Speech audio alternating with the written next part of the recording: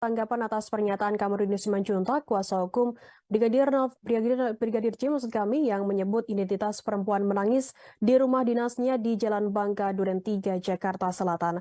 Sambo memberikan bantahannya ia menyebut informasi yang diungkap Kamarudin adalah kabar tidak benar. Meski kabar tersebut didapat Kamarudin dari seorang jenderal polisi. Menurut Sambo, Kamarudin telah diberikan kesempatan untuk bersaksi di dalam persidangan. Namun informasi-informasi yang dilontarkannya tidak dapat dibuktikan. Sebelumnya Kamarudin Simanjuntak mengaku bahwa dirinya mendapat informasi soal wanita cantik yang dimiliki oleh Ferdi Sambo. Informasi soal wanita yang berada di rumah Bangka tersebut didapatnya dari seorang jenderal polisi lulusan Akpol tahun 1987.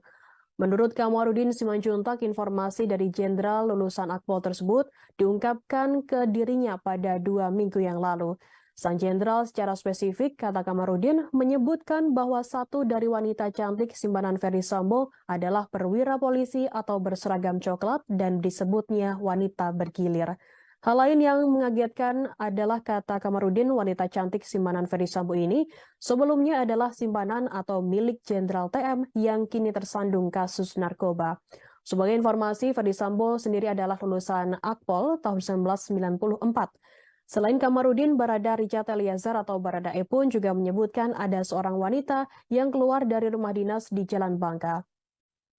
Barada Richard Eliezer alias Baradae mengaku melihat seorang perempuan yang keluar dari rumah dinas Ferdi Sambo di Jalan Bangka, Jakarta Selatan.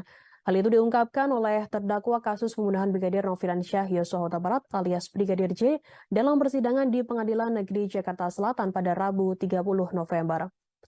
Peristiwa tersebut terjadi saat Baradae bersama Brigadir J dan Matius mengantar istri Ferdi Sambo, Putri Chandrawati ke rumah pribadi di Saguling, Jakarta Selatan selesai berkeliling di kawasan Kemang. Putri Chandrawati kemudian tampak marah. Baradae kemudian diminta memarkirkan mobil di belakang rumah. Sekitar 30 menit kemudian Ferdi Sambo pulang ke rumah Bangka. Menurut Baradae, Ferdi Sambo juga tampak marah. Brigadir J kemudian menginformasikan kepada para ajudan lain lewat HT soal kedatangan Ferdi Sambo tersebut. Sambo kala itu datang bersama rekannya Pak Eben. Brigadir J kemudian meminta ajudan lain yakni Brigadir Baradae dan Matius keluar dari rumah Bangka. Lalu semua ajudan menunggu di luar area rumah tepatnya di belakang termasuk Somad, ART, Romer, dan juga Sadam. Kemudian ada Baradae, Alphonse, dan Farhan yang berjaga di depan rumah. Tak berselang lama, Baradae menyebut perempuan tersebut keluar dari rumah dinas dalam kondisi menangis dan mencari sang sopir. Perempuan tersebut kemudian mengetuk pagar dari dalam karena dikunci. Baradae kemudian membuka pagar dan berlari ke arah samping rumah untuk memanggil driver. Richard mengaku tak mengenal siapa perempuan tersebut. Perempuan itu kemudian meninggalkan rumah di Jalan Bangka bersama sopirnya mengendarai mobil Pajero berwarna hitam. Menurut Baradae, sejak peristiwa tersebut, Ferdi Sambo memilih tinggal di rumah Saguling, Duren 3, Jakarta Selatan.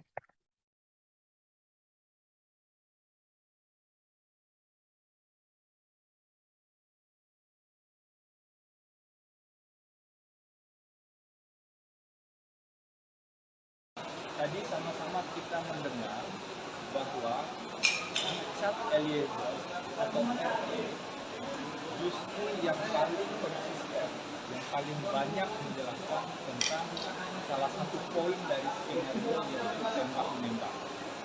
Richard menjelaskan ke beberapa saksi dan bahkan tadi juga terbukti di persidangan bahwa ada reka adegan yang dilakukan oleh Richard yang bahkan bisa membuat seorang anggota kepolisian yang sudah punya pengalaman puluhan tahun itu meyakini bahwa itu benar.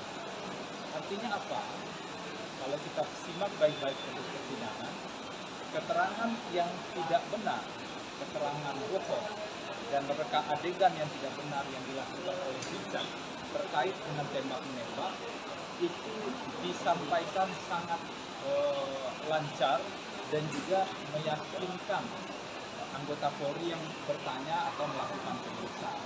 Nah, tentu saja wajar kalau kita bertanya, apakah keterangan-keterangan Richard yang lainnya itu disampaikan secara jujur atau ada bagian kebohongan dari keterangan Richard tersebut.